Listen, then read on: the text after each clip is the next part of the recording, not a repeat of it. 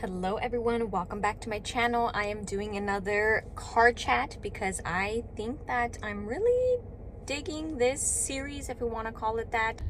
So today's video, since it is October, which as you know is known as Breast Cancer Awareness Month, but not only is it Breast Cancer Awareness Month, but October also will mark 1 year since I have had my bilateral mastectomy with reconstruction.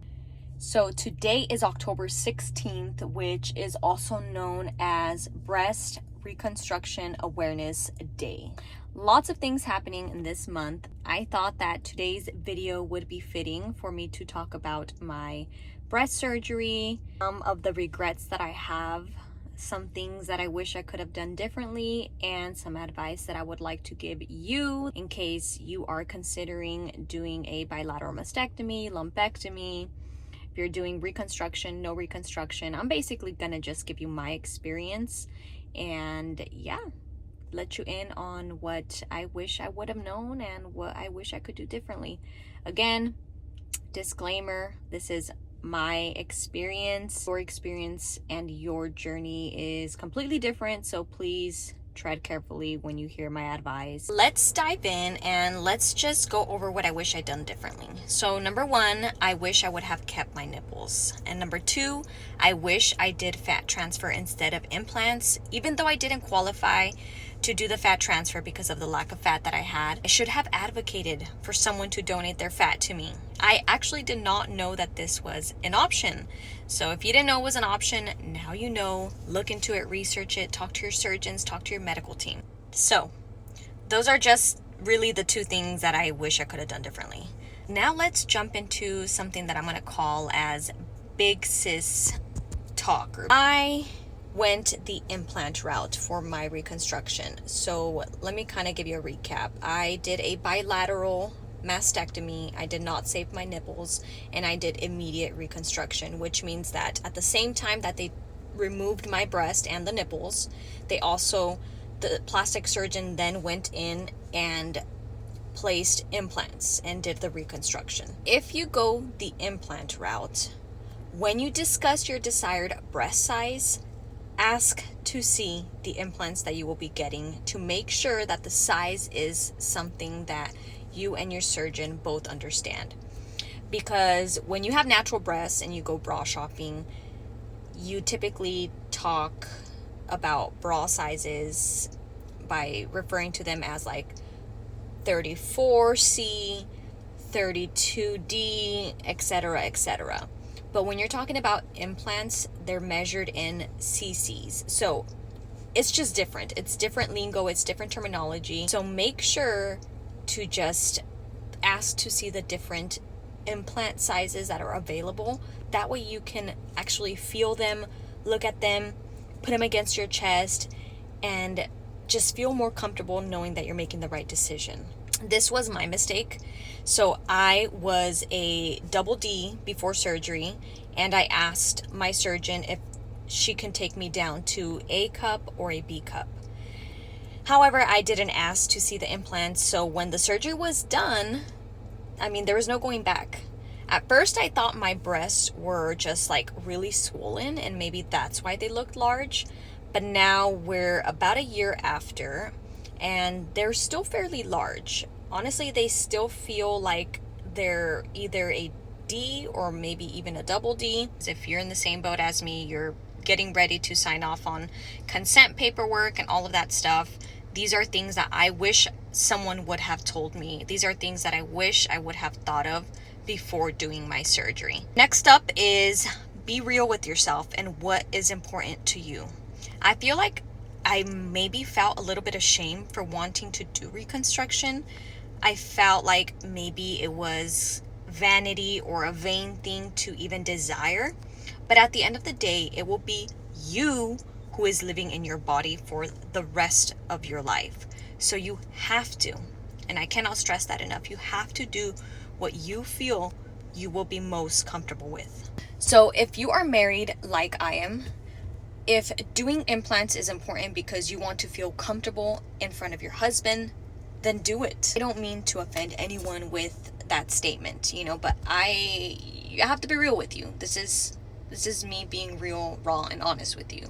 And this is a big surgery that, you can't really go back on. It's a pretty drastic surgery. So you got to be honest with yourself. You got to be real with yourself, because if you aren't, then you'll be left with a decision that you are not happy with, and you will mentally beat yourself up for it, just like I have. There's things that I wish I would have done differently. I wish I would have done the fat transfer instead of doing implants, and I wish I would have kept my nipples. At the moment, I was like, I don't even care about it, but now, a year down the road, it's something that I have regrets on. So again, giving you my experience so that hopefully my sharing of my experience can lead you to make a more informed decision, I hope.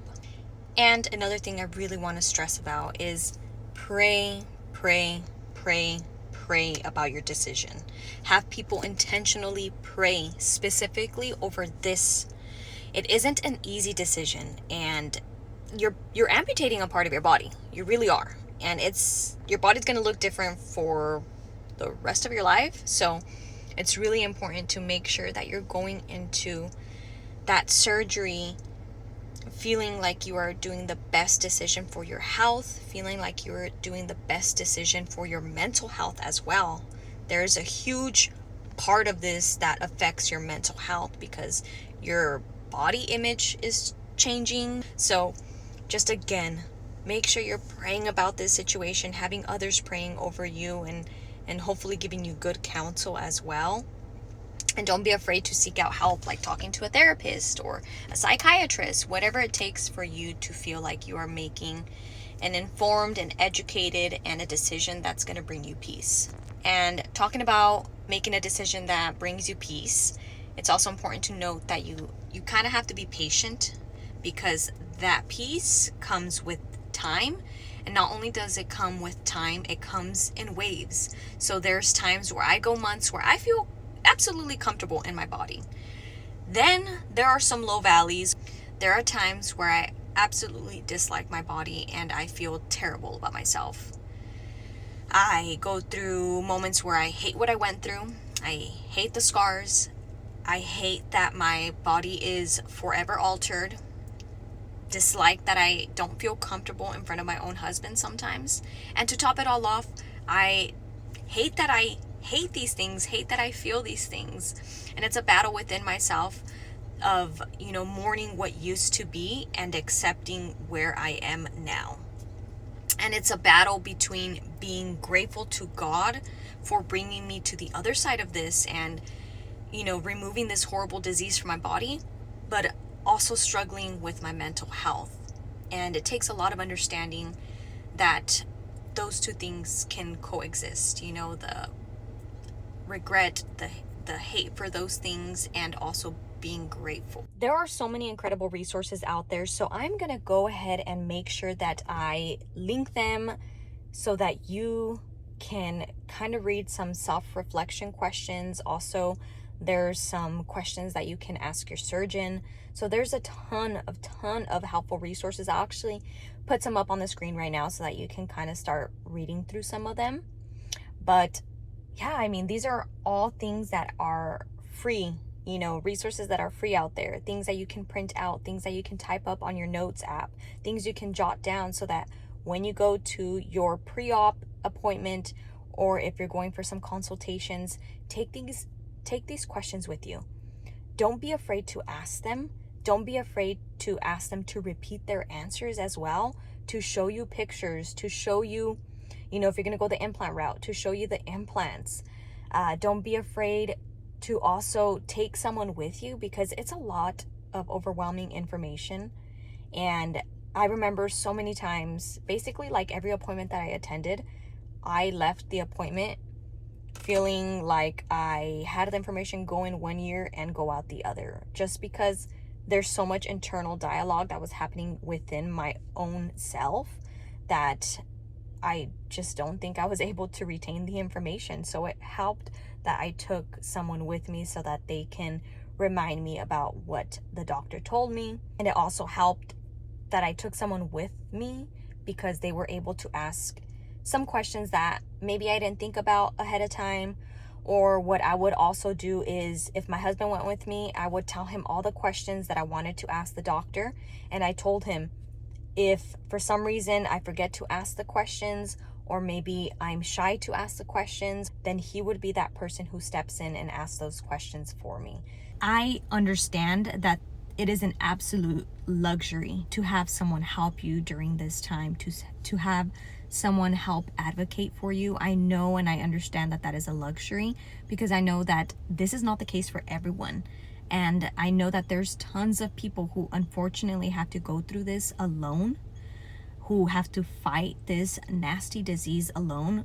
And that absolutely shatters my heart. So that is why I want to share this information, share my experience, the things that I wish I did differently, the things that I wish I did or didn't do, so that you can avoid my mistakes.